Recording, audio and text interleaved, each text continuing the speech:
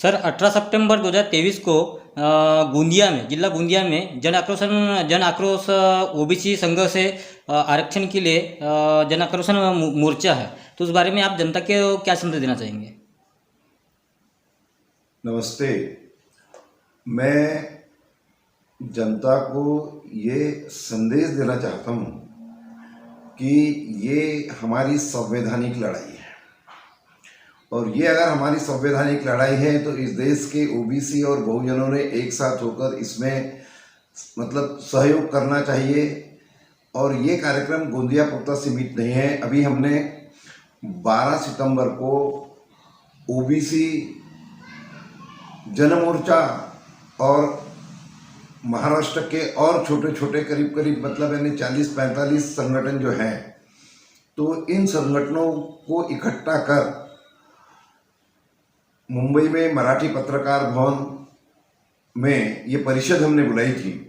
और उस परिषद में क्योंकि ये सब करने की नौबत इसलिए आ रही है, महाराष्ट्र की सरकार ने मराठा आरक्षण के संदर्भ का जो निर्णय लिया और कोई एक आदमी अगर उपोषण पे बैठ जाए तो एक समाज को खुश करने के लिए कैसे लोगों को इन लोग बेवकूफ़ बनाते, ये भी जनता के सामने हमको संदेश देना है। मराठा आरक्षण देने के लिए हमारा विरोध नहीं है।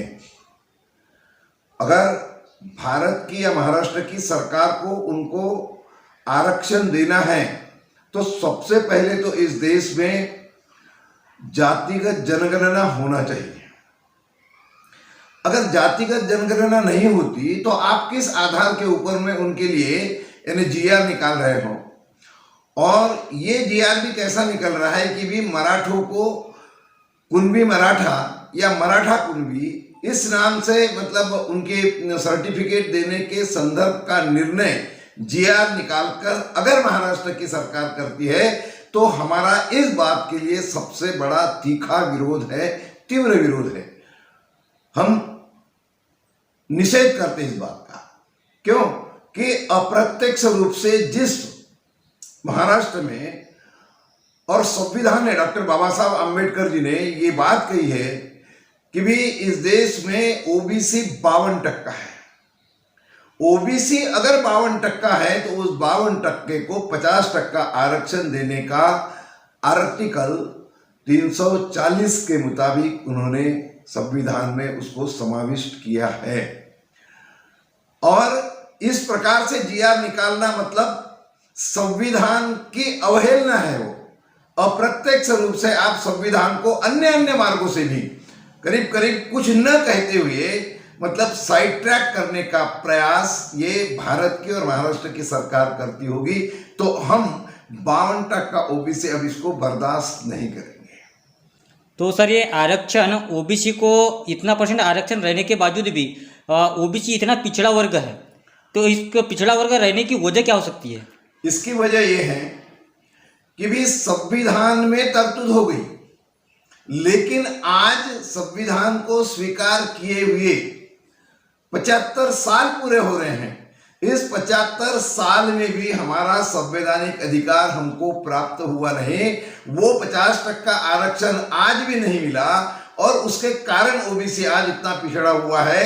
क्यों कि पहले तो वो आरक्षण के संदर्भ में ये जो कुछ यानी जो अपने आप को सवर्ण कहते हैं, तो इन लोगों ने अप्रत्यक्ष रूप से ऐसा ही विरोध किया और जिसके कारण वो 50% आरक्षण आज भी हमको नहीं मिला, जिसके लिए भारत में 3,500 के ऊपर जातियां ये ओबीसी के रहने के कारण उस समय में जब आर्टिकल 340 बनाया गया तो उसको संविधान की मान्यता, संविधान सभा की मान्यता नहीं मिलने दिए तत्कालीन लोगों ने। और इसके कारण आज ये 75 साल से लड़ाई हमारी चल रही है। अगर वो आर्टिकल 340 बाबा साहब नहीं बनाते तो हमारी ये लड़ाई तो कब की खत्म हो जाती। और उसका कारण ऐसा कि हमारा ओबीसी जागरूक नहीं है, हमारे ओबीसीओं को इस संदर्भ में जानकारी ही नहीं है। ओबीसी को ओबीसी मैं हूं यही पता नहीं है। और ये कब समझेगा? जब तक उनको संविधान नहीं समझेगा। और संविधान कब समझेगा? जब तक के डॉक्टर बाबा साहब आम्बेडकर वो नहीं समझेंगे, उनके विचार नहीं समझेंगे, शाहू फुले के विचार नहीं समझेंगे। यानी जब इस देश में प्रजातंत्र नहीं था, राजेशाही थी, तब भी शाहू महाराज ने 50% आरक्षण ये ओबीसीओ के लिए मतलब जाहिर किया था और दिया था, जो देश के आजादी तक चालू था। देश आजाद होने के बाद में वो 50% आरक्षण उल्टा समाप्त हो गया। और इसलिए आज ये ओबीसी शाहू महाराज को भी जो भगवान मानती है या आज वो अपने आराध्य मानते हैं। यानी महाराष्ट्र ये शाहू फुले आम्बेडकर का ये राजकीय स्टंट लोग खाली यूज करते हैं, लेकिन मूलतः उनके विचारों से नहीं चलते, मूलतः उनके विचारों का विचार नहीं करते। और वो इसलिए नहीं करते कि काफी तादाद में 80% ओबीसीओ को तो पहली बात डॉक्टर बाबा साहब आम्बेडकर नहीं समझे और उसके कारण उनको ओबीसी नहीं समझा।